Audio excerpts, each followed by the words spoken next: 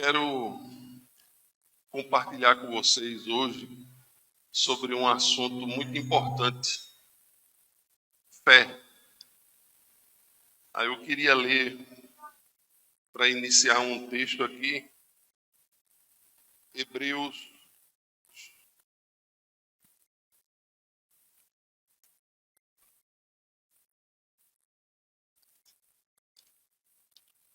Hebreus 11,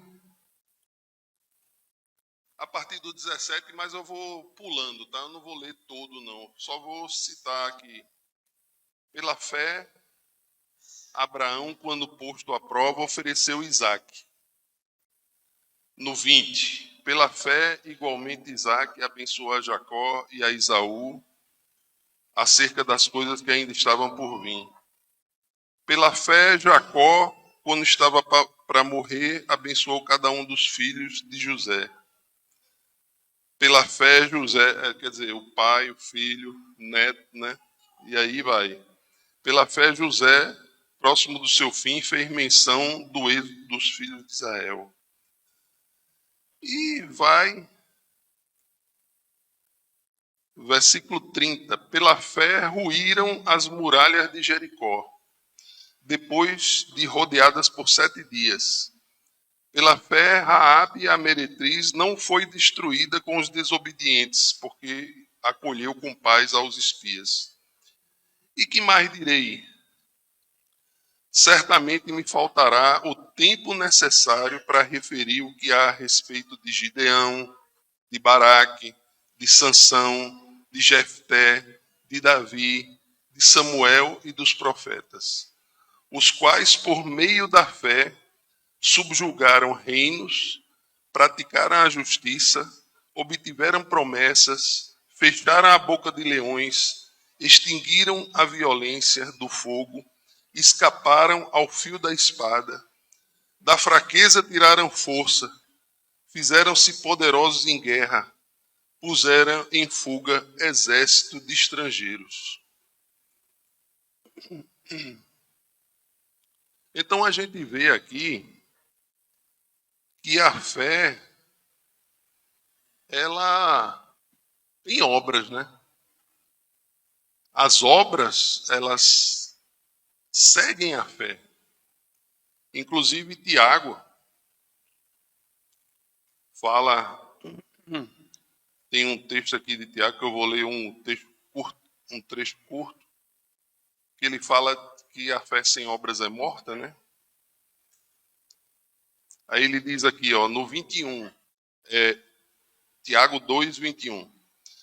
Não foi por obras que Abraão, nosso pai, foi justificado, quando ofereceu sobre o altar o próprio filho Isaque? Vês como a fé opera juntamente com as suas obras? Com efeito, foi pelas obras que a fé se consumou. A fé se consuma com as obras. A fé sem obras não existe. Tiago fala isso claramente aqui. A fé sem obras é morta. O que é uma fé morta? É uma fé que não existe. Você acha que é fé, mas não é fé. Então, vês como a fé operava juntamente com as suas obras, com efeito foi pelas obras que a fé se consumou. E se cumpriu a escritura, a qual diz, ora, Abraão creu em Deus, e isso lhe foi imputado para a justiça, e foi chamado amigo de Deus. Verificais que uma pessoa é justificada por obras, e não por fé somente. Aí tem 2 tipos de obras, né? Lá em Hebreus, fala que a gente tem que se arrepender das obras mortas. O que é uma obra morta? É uma obra sem fé. Você pode fazer uma obra sem fé nenhuma. Essa obra não tem validade para Deus. Mesmo que seja feita para Deus, não tem validade. Então, a obra, ela tem que ser feita com fé. Sem fé é uma obra morta.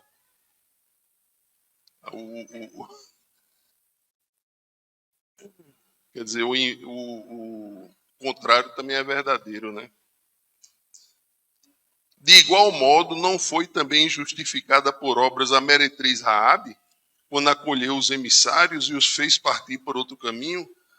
Porque assim como o corpo sem espírito é morto, assim também a fé sem obras é morta. Amém?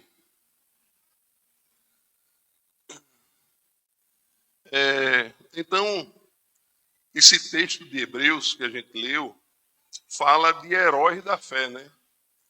De homens que fizeram coisas assim fantásticas pela fé. Né? Fala de Abraão, de Isaac, de Jacó, e Daniel, que fechou a boca de leões. Eu queria hoje contar a história de um herói da fé. Não está na Bíblia, mas é um homem com a fé fantástica. Vou tentar contar a história dele, né? Porque tem muitos detalhes, mas o nome dele é George Müller. Deixa eu abrir.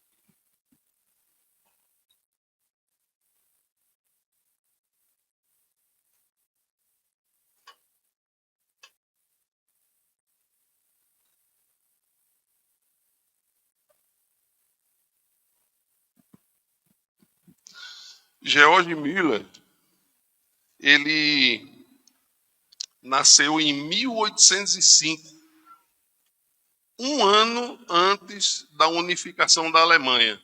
Ele nasceu na Alemanha, mas quando ele nasceu, em 1805, ainda era o Reino da Prússia, que era a Alemanha, era o primeiro Reich, né? Aí, em 1806, se formou o segundo Reich, que é a Alemanha que a gente conhece hoje.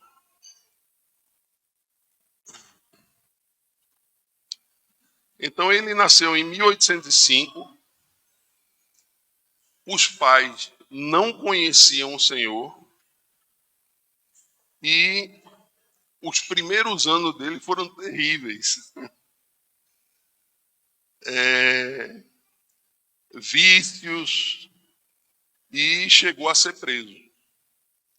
Porque ele roubava, participava em jogos, que era uma coisa muito proibida na época. Mentiras, fraudes. O cara era um terror. E aí ele foi preso aos 17 anos. E só que quando ele foi, parece que a prisão fez alguma coisa com ele, porque quando ele foi solto, ele se esforçou muito nos estudos, levantando às 4 horas da manhã, estudando o dia inteiro até às 10 da noite. Aí, aos 20 anos, ele teve uma experiência fantástica com o Senhor. Ele assistiu a um culto. Na verdade, ele fazia, só para vocês terem uma ideia, ele fazia teologia. Ele foi para a universidade para estudar teologia, sabe para quê? Para ter uma vida confortável de pregador. Ele achava que era uma vida, né? Trabalhava muito, tal. Ele pensava, né? Então, veja, ele já estudava teologia, não conhecia o Senhor.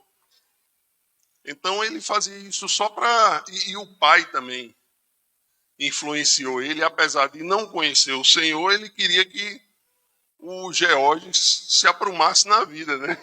Então, fazer teologia eu acho que ia melhorar a vida dele. Só que quando ele tinha 20 anos, ele foi para uma reunião, ele foi para um culto, onde os irmãos estavam tudo ajoelhados e pediam que Deus fizesse cair sua bênção sobre a reunião. Ele ficou impressionado, ele nunca tinha visto isso.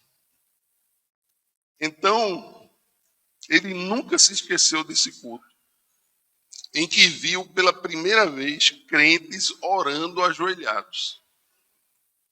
Ficou profundamente comovido com o ambiente espiritual. a ponto de buscar também a presença do Senhor. Costume esse que ele não abandonou durante o resto da vida. Continuou buscando a Deus. Então, logo depois que ele deixou a vida, ele se converteu realmente, né? Para andar com Deus, ele reconheceu um erro. Ele lia a Bíblia já, imagina. Ele já lia a Bíblia e fazia todas as presepadas que ele queria, né? Mas aí ele reconheceu que ele ele tinha um erro. Ele cometia um erro ao ler a palavra. E ele disse que muita gente tem esse erro, né? Não sei. De ler muito acerca da Bíblia e pouco da própria Bíblia. Então, ler livros é algo desse tipo, né? Ler comentários bíblicos também. Então, fala da Bíblia, mas não é a Bíblia. E aí, ele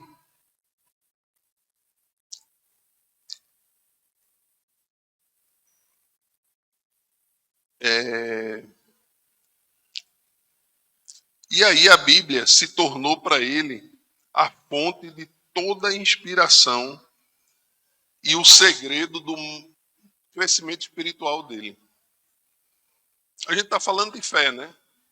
Então vamos ver o que é que produz essa fé. Esse homem teve uma fé assim absurda.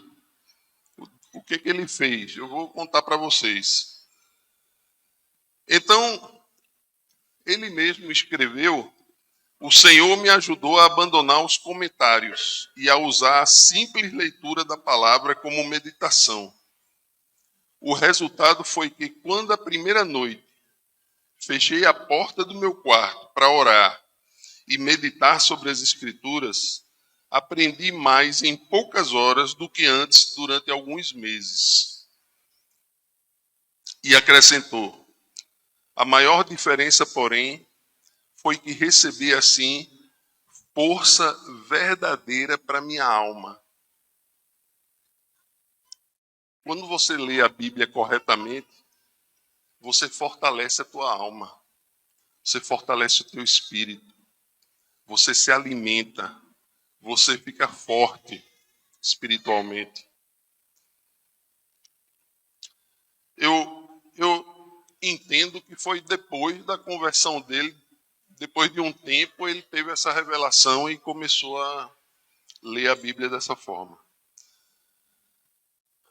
Antes de falecer, ele falou que leu a Bíblia 200 vezes. E 100 vezes de joelho. Eu fiz as contas. Eu fiz umas contas assim bem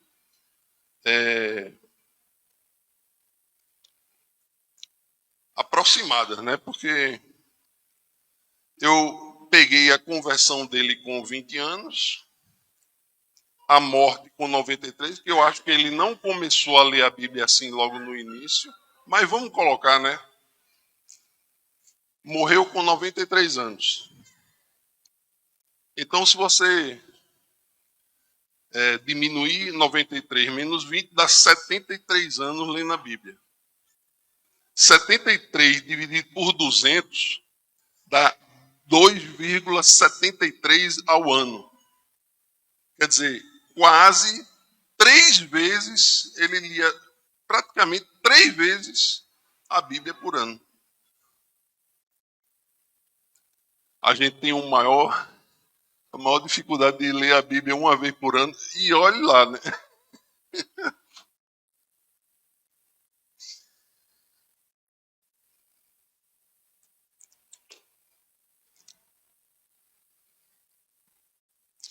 Aí um pregador, uma vez perguntou para ele, pouco tempo antes dele morrer, perguntou se ele orava muito. E ele respondeu: algumas horas todos os dias. e ainda vivo no espírito de oração. Oro enquanto ando, enquanto deitado e quando me levanto. Estou constantemente recebendo respostas.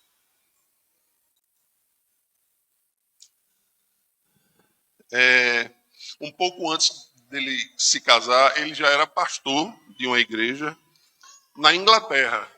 A história não conta como é que ele foi da Alemanha para a Inglaterra, mas ele terminou lá na Inglaterra. E ele já era pastor de uma igreja. E um pouco antes dele se casar, veja a questão. Ele não se sentia bem em receber um salário fixo. Antes de se casar. Eu acho que todo mundo fica doido para ter uma renda para poder casar, né? Ele foi ao contrário. Ele tinha e não queria mais. O que é que ele dizia?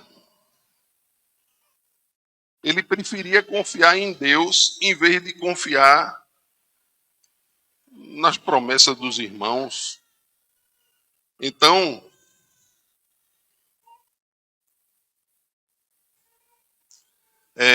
a ideia de ter um salário torna-se tropeço para o pregador, levando-o a trabalhar mais pelo dinheiro do que por razões espirituais.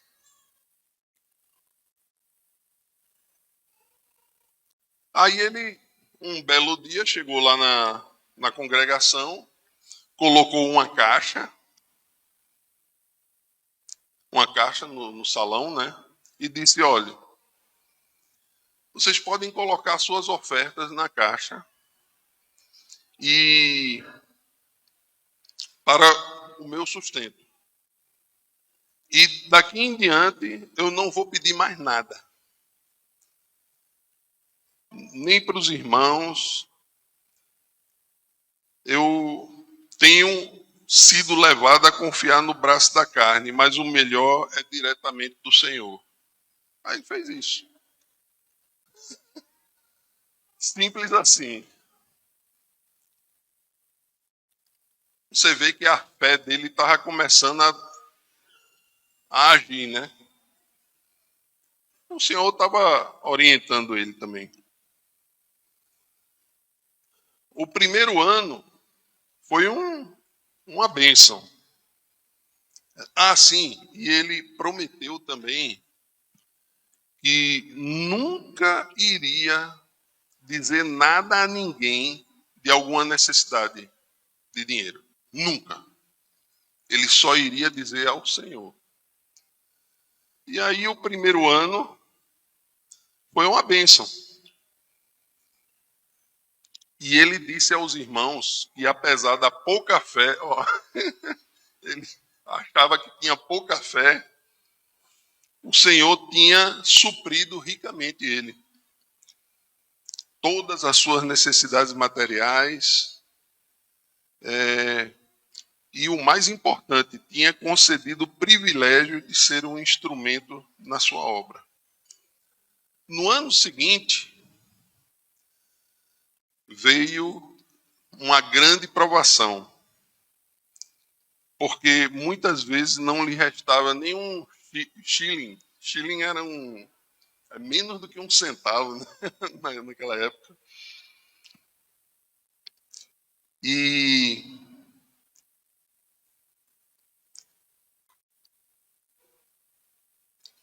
Mas o George ele fala que no momento próprio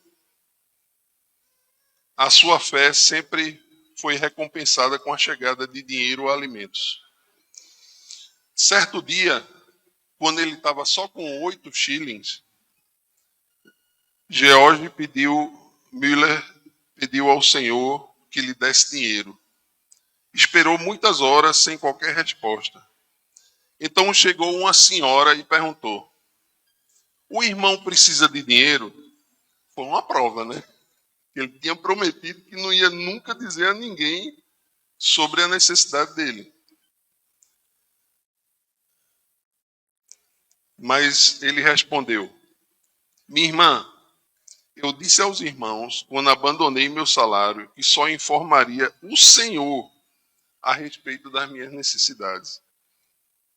Aí a senhora disse assim: tá, tudo bem, mas o Senhor me disse que eu lhe desse isso. Aí ela deu 42 shillings para ele, deu um dinheiro lá para ele. Mas o Senhor mandou te dar isso.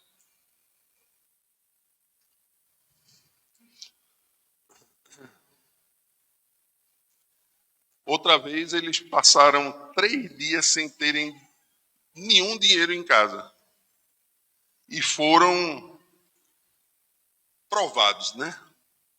A ponto de quase resolverem que tinha errado em aceitar a doutrina de fé nesse sentido. Quando, porém, voltou ao seu quarto, achou 40 shillings que uma irmã deixara. E ele acrescentou então: assim triunfou o Senhor na nossa fé fortalecida.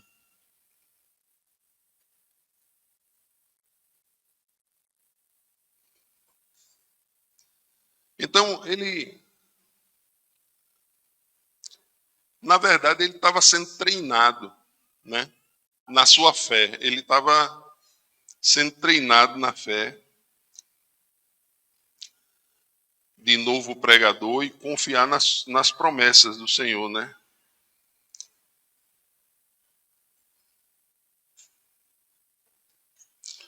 E aí, por esse tempo, né? Quando ele começou a provar as promessas de Deus, ele ficou comovido com órfãos e pobres crianças que encontrava nas ruas. Aí o que é que ele fez? Ele juntou essas crianças para comer com ele de manhã, às 8 horas da manhã, e a seguir ele passava 1 hora e meia ensinando as crianças a palavra de Deus, né? E aí a obra aumentou rapidamente, né? E quanto mais crescia o número de crianças para comer na casa dele, mais ele recebia dinheiro para poder alimentá-las. Até chegar ao número de 30 a 40 menores. Ele estava alimentando todos os dias 30 a 40 menores. Aí, nesse mesmo tempo, ele começou, como a fé dele estava aumentando, né? Ele começou a fazer mais coisas. Ele estava fazendo isso com as crianças e ele fundou uma junta para o conhecimento das escrituras na nação e no estrangeiro. Ele queria divulgar a Bíblia na Inglaterra e no estrangeiro. O alvo era auxiliar as escolas bíblicas e as escolas dominicais, espalhar as escrituras, aumentar a obra missionária.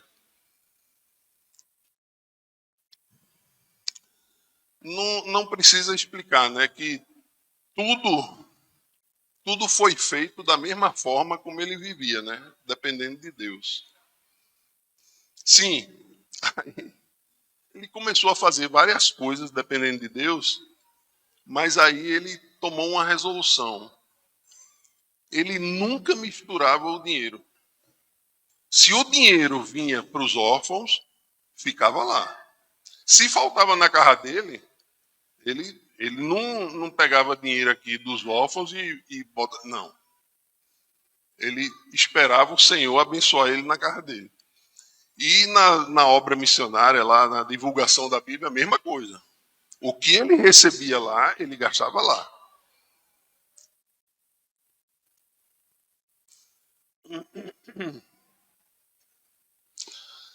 Aí uma noite ele lendo a Bíblia, ele leu o Salmo 81:10. Abre bem a tua boca e te encherei. Ele, glória a Deus. Ele se apegou a esse versículo e pediu ao Senhor para fundar um orfanato, né? E ele pediu 1.000 libras ao Senhor para fundar o orfanato.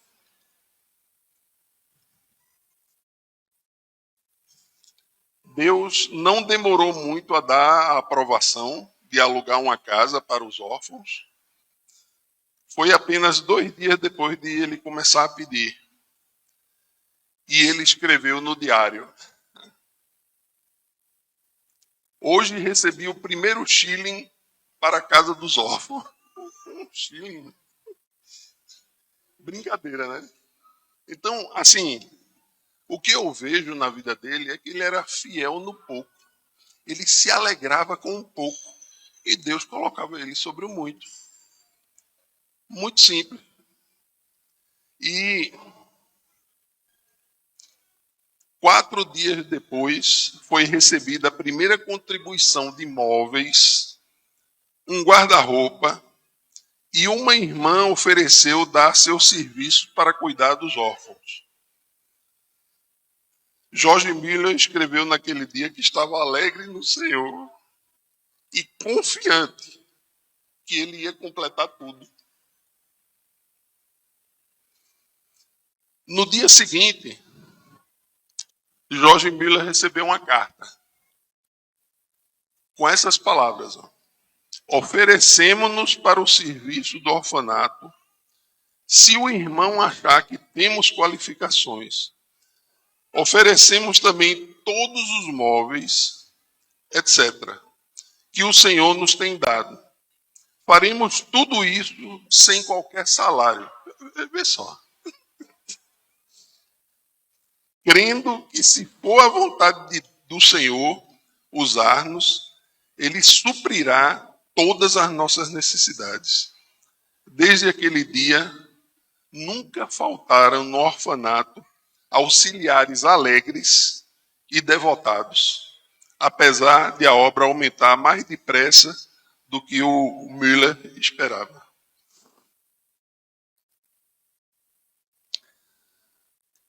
Três meses depois, ele conseguiu alugar uma grande casa e anunciou a data de inauguração do orfanato para o sexo feminino.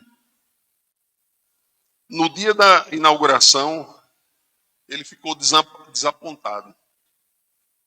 Nenhuma órfã foi recebida. Somente depois de chegar na casa é que se lembrou de que não pediu às órfãs. Naquela noite humilhou-se, rogando a Deus, e ganhou a vitória de novo, pois veio uma órfã no dia seguinte. 42 pediram entrada antes de findar o mês, e já tinha 26 no orfanato. Era menino demais.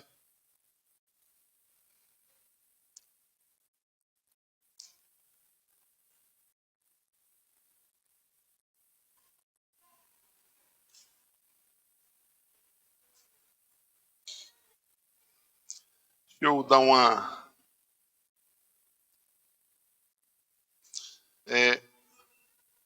muito antes da sua morte, ele falou que até aquela data tinha recebido da mesma forma, ele tinha recebido 5.000 vezes a resposta, sempre no mesmo dia em que fazia o pedido. Ele pedia um dinheiro, no mesmo dia ele recebia. Mais de 5.000 vezes. Era seu costume e ele recomendava aos irmãos ter um livrinho de oração, onde você, numa página, colocava o pedido com a data e no lado oposto a data em que recebe a resposta.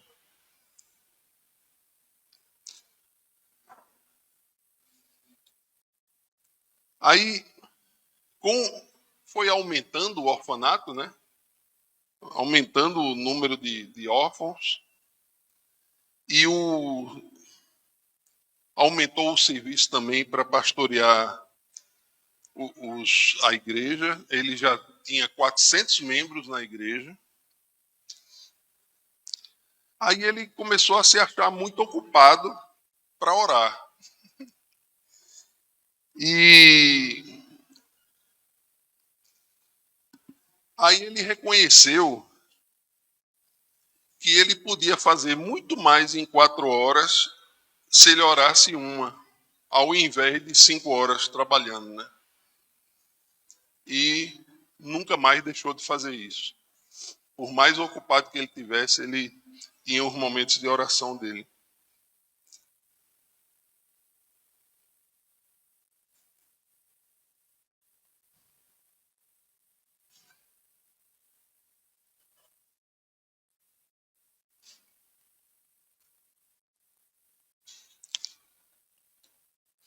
Deixa eu ver.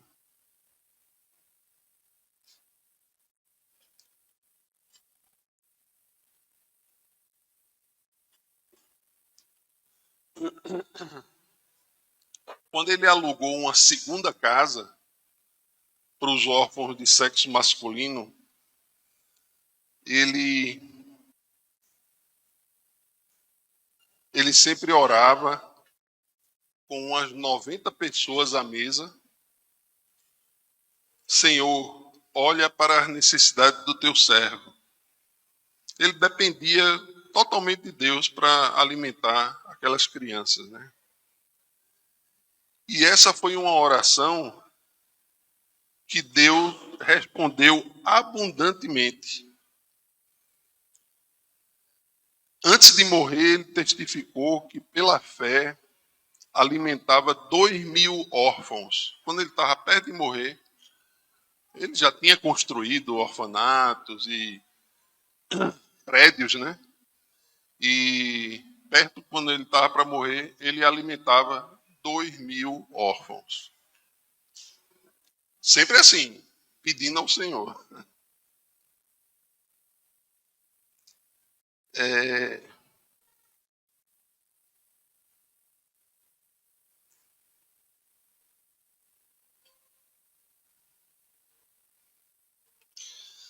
Então, assim, muitos queriam saber como um cristão pode adquirir tão grande fé. E ele respondeu o seguinte: 3 coisas.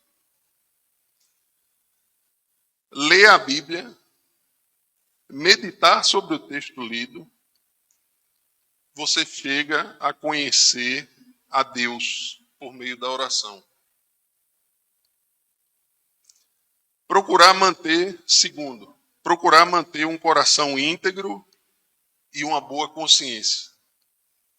E 3, se nós desejamos que a nossa fé cresça, não devemos evitar aquilo que aprove e por meio do que ela seja fortalecida. Então, não tem como crescer na fé sem ser provado na fé, né?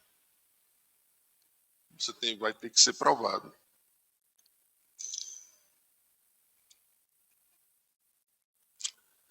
Então, hoje ainda existem lá em Bristol, na Inglaterra, 5 prédios. 5.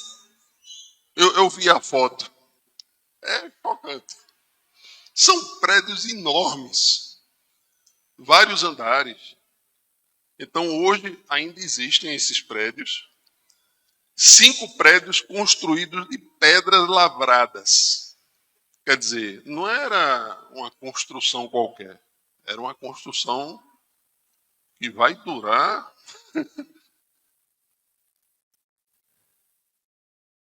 com 1.700 janelas. Eu acho que eles botam assim porque janela é caro, né? Não sei. Não sei porque ele botou isso. E lugar para acomodar mais de 2.000 pessoas.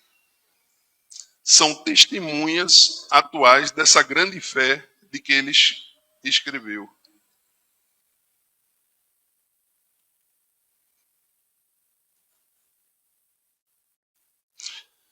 Ele escreveu que muitas repetidas vezes tenho me encontrado em posição muito difícil, não só com 2.000 pessoas comendo diariamente às mesas, mas também com a obrigação de atender a todas as demais despesas, estando a nossa caixa com os fundos esgotados.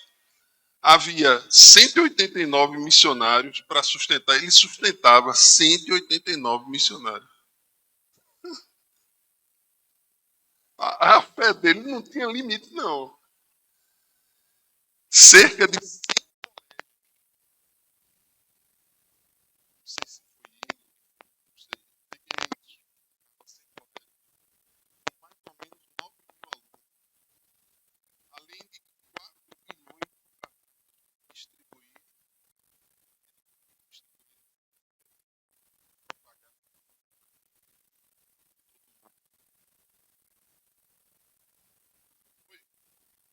Foi, claro.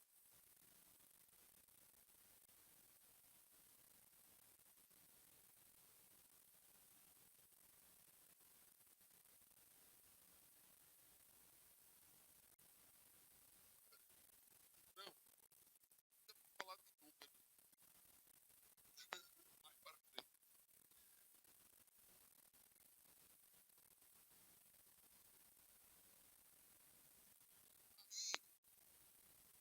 Com a idade de. Fernando, escuta essa. Com a idade de 69 anos. Começou a viajar. Começou a viajar. Nas quais pregou centenas de 40 nações e mais de 3 milhões de 69 bênçãos, existe esperança.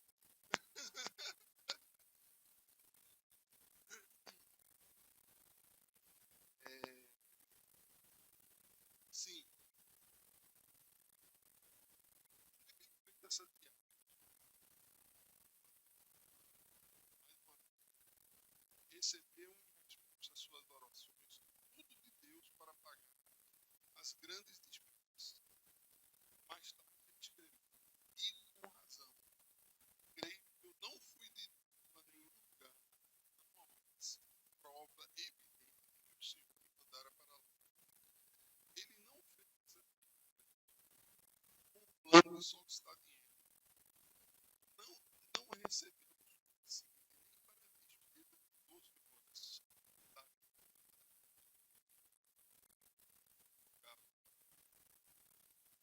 Segundo as suas palavras, o alvo era que eu pudesse, por minha experiência e conhecimento das coisas divinas, comunicar uma bênção.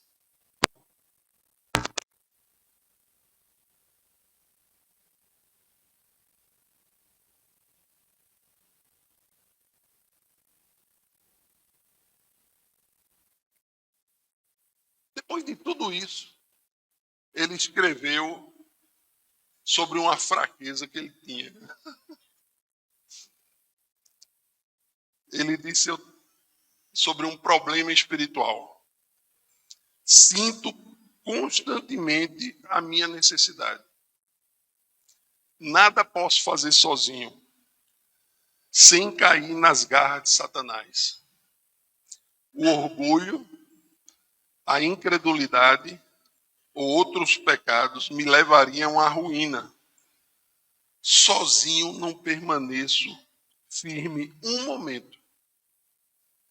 Que nenhum leitor pense que, devido à minha dedicação, eu não me possa inchar ou me orgulhar, ou que eu não possa descrever de Deus,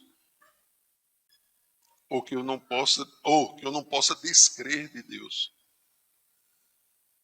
Então, assim, ele tinha consciência plena que ele era fraco, que ele dependia de outras pessoas, dependia de orações.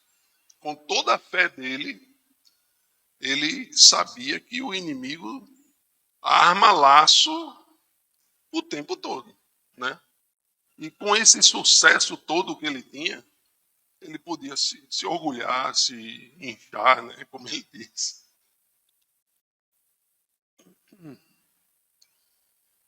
Gente, eu estou acabando com a história, viu? Tenha um pouquinho mais paciência. Agora tem uma história aqui sobre ele, fantástica. Tem um evangelista chamado Carlos Ingles, e ele contou essa história de George Mueller. Ele falando, né? Quando vim pela primeira vez à América, faz 31 anos, o comandante do navio era devoto, tal como eu jamais conheci. Eu nunca vi um cristão tão devoto como o comandante do navio. Quando nos aproximamos da Terra Nova, ele me disse, Senhor Ingles, a última vez que passei aqui, há 5 semanas, aconteceu uma coisa tão extraordinária que foi a causa de uma transformação de toda a minha vida de crente. Até aquele tempo, eu era um crente comum. É interessante como ele descreve. Eu era um crente comum. Havia a bordo conosco um homem de Deus, o senhor George Mueller, de Bristol. Eu tinha passado 22 horas sem me afastar da ponte de comando. Nem por um momento, quando fui assustado por alguém que me tocou no ombro. Era o senhor George Mueller. Houve então entre nós o seguinte diálogo. Comandante, disse o senhor Mueller, vim dizer-lhe que tenho de estar em Quebec, Canadá, né? No sábado à tarde. Era quarta-feira. Impossível, respondi. Aí o Mueller disse, pois bem, se seu navio não pode me levar, Deus achará outro meio de transporte. Durante 57 anos, nunca deixei de estar no lugar, a hora em que me achava comprometido. Aí o comandante disse, teria muito prazer em ajudá-lo, mas o que eu posso fazer? Não há meios. Aí o Mueller disse, vamos aqui para dentro orar. Chamou o comandante para orar. Olhei para aquele homem e disse para mim mesmo, de qual casa de doidos escapou esse? Nunca eu ouvi alguém falar desse modo. Senhor Mueller, o senhor vê como é espessa essa neblina? Ele disse, não, respondeu ele. Os meus olhos não estão na neblina, mas no Deus vivo que governa todas as circunstâncias da minha vida. Ei, glória a Deus.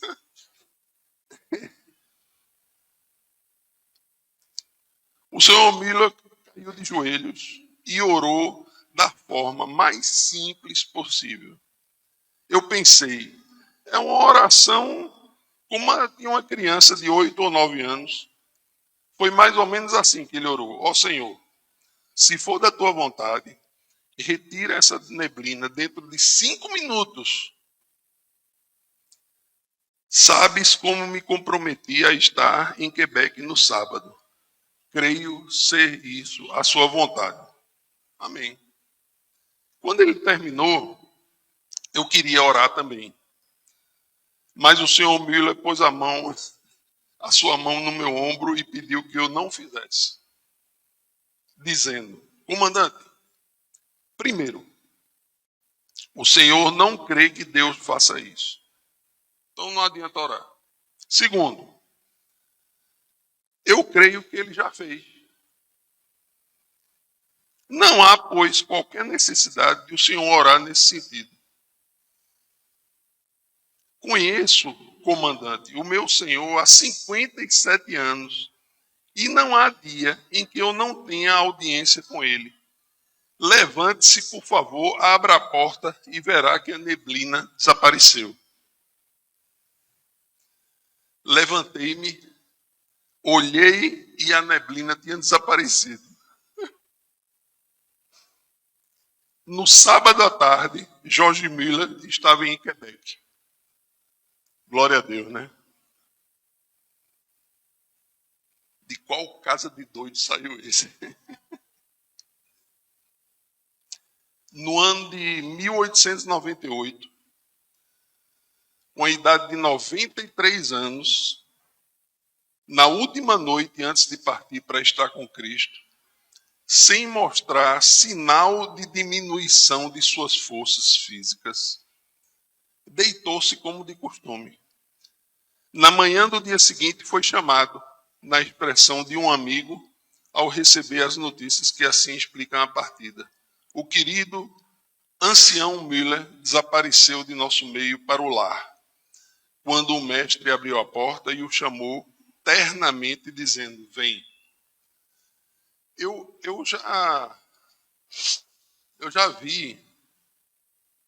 já li muitas biografias e já li, assim, não é incomum ver esses homens de Deus morrerem, assim, partirem, né, com a saúde normal, fazendo coisas. O Charles, ai meu Deus, Charles, não, da Metodista. Como é o nome dele? Wesley, Charles, John Wesley. Confundindo tudo. O John Wesley foi assim. Ele tinha pregado há uns dias atrás para uma multidão e dormiu e não voltou.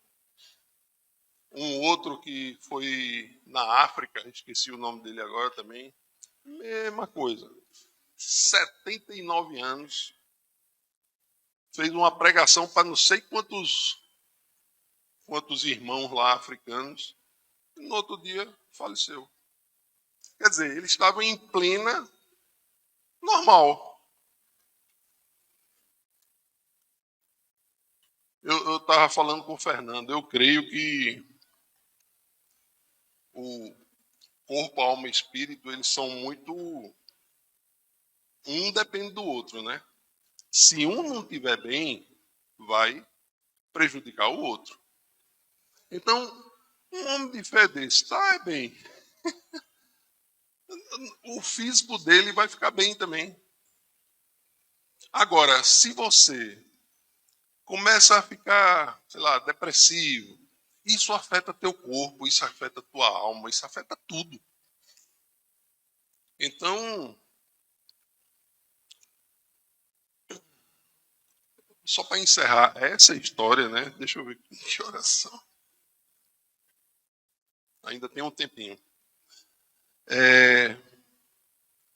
Para encerrar, os jornais publicaram meio século depois da morte dele a seguinte notícia: o orfanato de George Miller em Bristol permanece como uma das maravilhas do mundo desde a sua fundação em 1836. A cifra que Deus tem concedido unicamente em resposta às orações sobe a mais de 20 milhões de dólares. Quer dizer, o dinheiro que passou ali pelo orfanato nesse tempo todo, só a base de oração sobe a 20 milhões de dólares. E olhe que o dólar valia bem mais naquela época, viu? Eu estava vendo o dólar em 1800 valia... Eu sei que um salário... Por exemplo, eu estava lendo, ele até fala no livro, que um dentista recebia 7.500 dólares por ano. Eu digo, é muito pouco. E ele deixou isso para viver pela fé. Eu digo, 7.500 dólares é pouco demais, né? Só que $7.500 naquela época valia, sabe quanto? Quase $1 milhão. Porque a moeda vem deflacionando, né?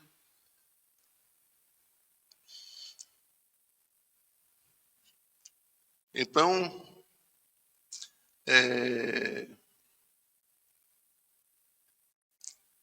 e o número de órfãos que passaram por lá chegam a 19.935. Apesar dos vidros de cerca de 400 janelas terem sido partidas recentemente por bombas na Segunda Guerra Mundial, nenhuma criança e nenhum auxiliar foi ferido. Amém, gente? Bom, essa é a história do George Miller, né? Uma história de fé. Essa fé não é do dia para a noite, ele foi provado, ele foi fiel no pouco e ele foi aumentando. Então, eita, pau.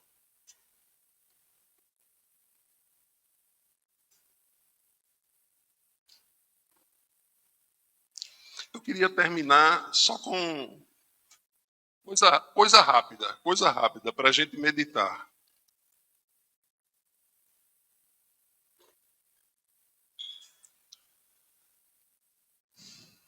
Eu recebi recentemente um vídeo de Paul Washer. Paul Washer é um pastor norte-americano, né? E eu ouço muitos irmãos falar em Paul Washer. Eu já me mandaram vários vídeos e eu confesso que eu não vi nenhum. Eu terminava esquecendo. Mas esse eu assisti.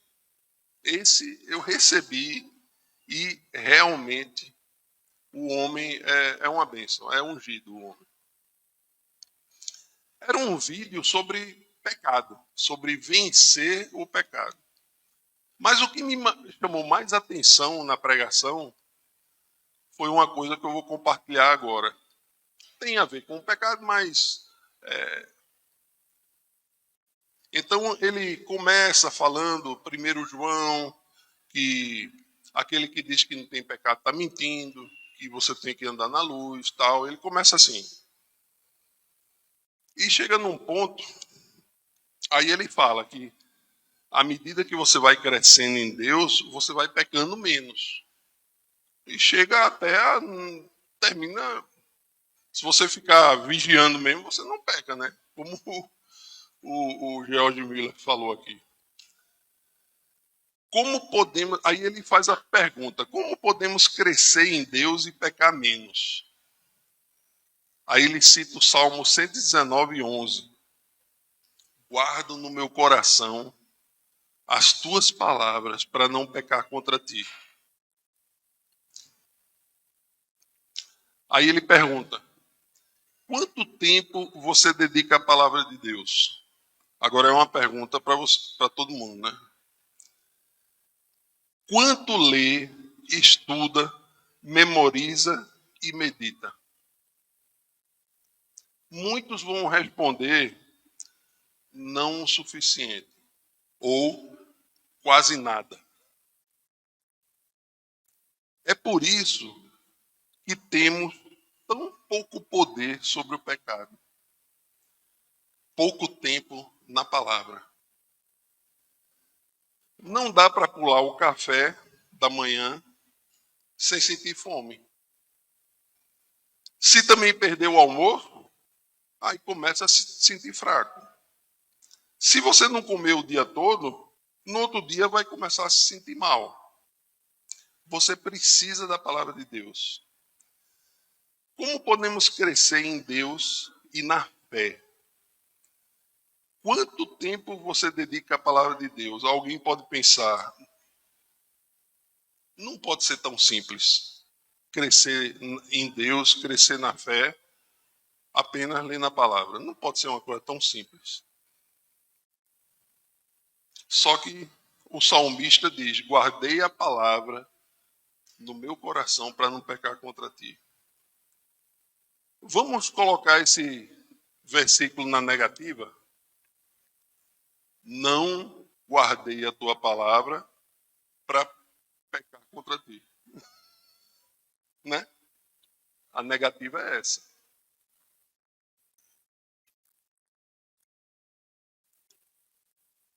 A palavra fala que a fé vem do ouvir e ouvir a palavra de Cristo, de Deus. Como é que o George Miller ficou com uma fé tão monstruosa? Para mim é uma fé monstruosa. Ele leu a Bíblia 200 vezes, minha gente. Ele não lia outra coisa, não. Eu não acredito. Ele não tinha tempo para ler outra coisa. Ele só lia a Bíblia. 200 vezes é muito. Mas o que é que aconteceu com ele? Uma fé fenomenal. Se você negligenciar os estudos das Escrituras, memorização e meditação bíblica, você vai se abrir para o pecado. E vai ter menos conformidade com a Bíblia, né? Aí ele dá uma dica que eu achei nota 10, nota 1000. Como ler a Bíblia. Achei fantástico. Já estou aplicando, já estou... Ele disse que a maioria das pessoas pulam de um lado para outro na Bíblia, né? Lê um capítulo de um livro, aí salta para outro livro, lê outro capítulo. E aí ele diz que, dessa forma, você fica sem entender o conselho de Deus. Nunca chega a ver o quadro geral. Porque a Bíblia é um quadro geral. E como o George Miller disse, né, se você orar, meditar, ler a palavra, você vai conhecer a Deus. Então, o Paul Washer, ele fala, existem muitas formas de ler e estudar a palavra, mas eu gostaria de recomendar um. Se você nunca leu o Novo Testamento, normalmente o Novo Testamento a gente já lê mais, né? Mas se você nunca leu todo corrido, comece em Mateus, termine em Apocalipse e faça isso algumas vezes. Repita isso. Depois, você vai para Gênesis e leia até Apocalipse. Aí ele fala um negócio interessante. Depois vá para Gênesis e leia até Apocalipse e dedique o resto da sua vida a essa disciplina. Amém, né? Amém. Era isso que o George Miller fazia.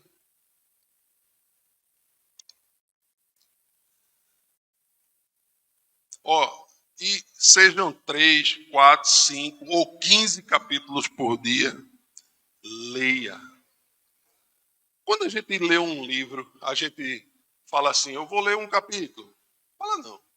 Você sai lendo. Né? Quando o livro é bom, aí você lê num dia só. Mas na Bíblia a gente, vou ler um capítulo. Sabe o que é que você está fazendo? Comendo migalha. Leia a Bíblia toda. Aí você vai começar a enxergar o quadro geral de Deus, da sua vontade e da salvação. Isso é muito importante. Amém, gente? Ó Senhor, tem misericórdia de nós, Senhor, e nos ajuda, nos capacita, aumenta a nossa fé. Já sabemos como aumentar a nossa fé, Pai, através da Tua palavra, da oração, de Te buscar, em nome de Jesus, meu Deus. Abençoa, Senhor, cada irmão aqui, que nós não sejamos meninos, Senhor, mas sejamos adultos para nos alimentar, Senhor, de alimento sólido, em nome de Jesus, Pai. E que nós sejamos homens e mulheres de fé, cheios de obras, em nome de Jesus, Pai. Aleluia.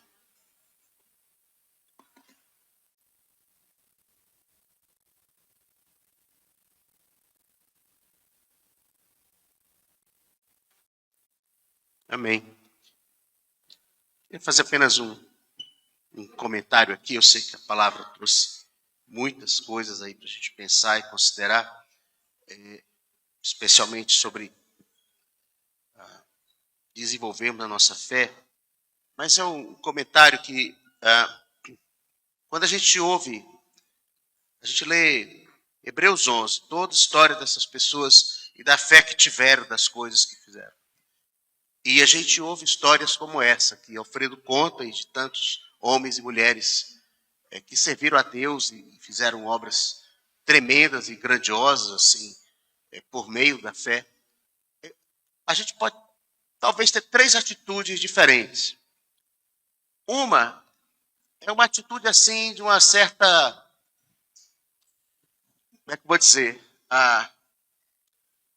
indiferença à história, pelos, assim, tá, aconteceu lá na Bíblia, não vai acontecer comigo.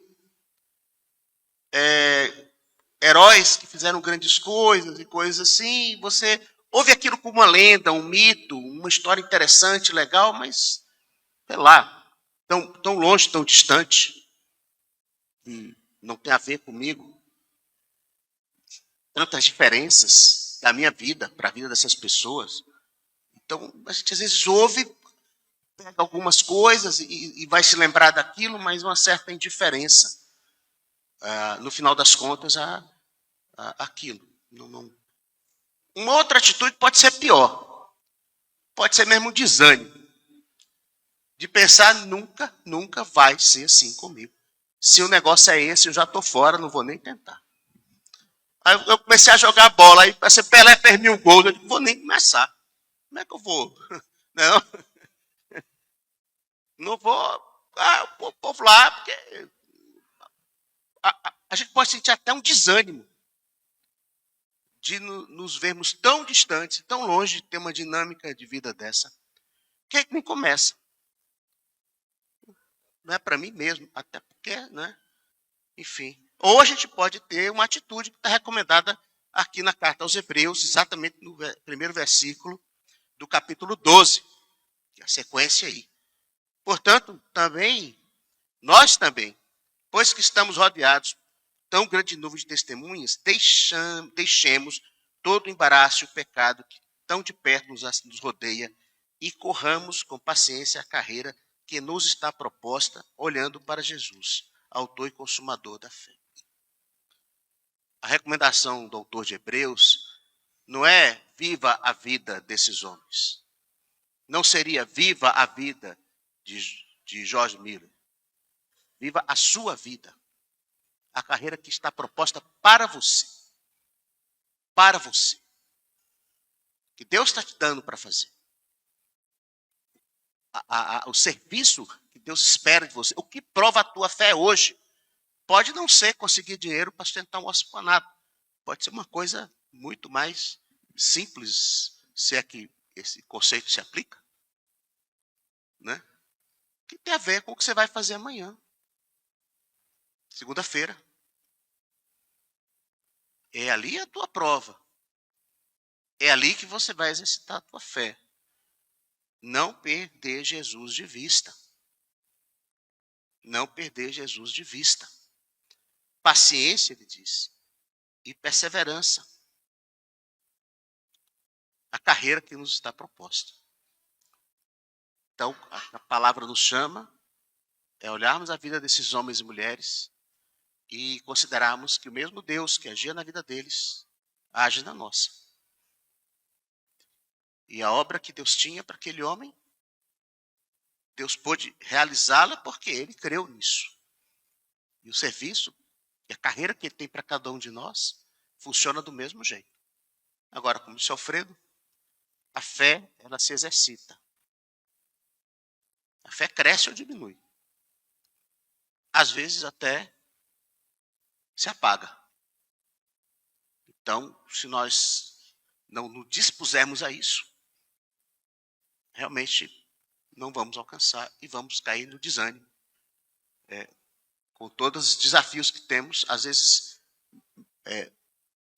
que podem até nos parecer mínimos. O desafio que você tem, meu amado, não é pequeno nem grande, é o desafio que você tem. É ali que Deus vai provar e fazer a tua fé crescer. É com você e Ele. Com você e Ele. Pode ser a coisa mais banal do teu dia. Isso pode ser uma experiência com Deus e o fortalecimento da tua fé. Uma coisa assim. Ou pode ser algo que te tire a atenção e o olhar do propósito de Deus, da vida de Deus, e vá te fazendo cada vez mais distante. Amém? Amém, amados, que a graça de Jesus seja com vocês, que Deus abençoe. E para os que estão inscritos no retiro, nos vemos sábado lá na chácara, se o Senhor assim permitir. Amém.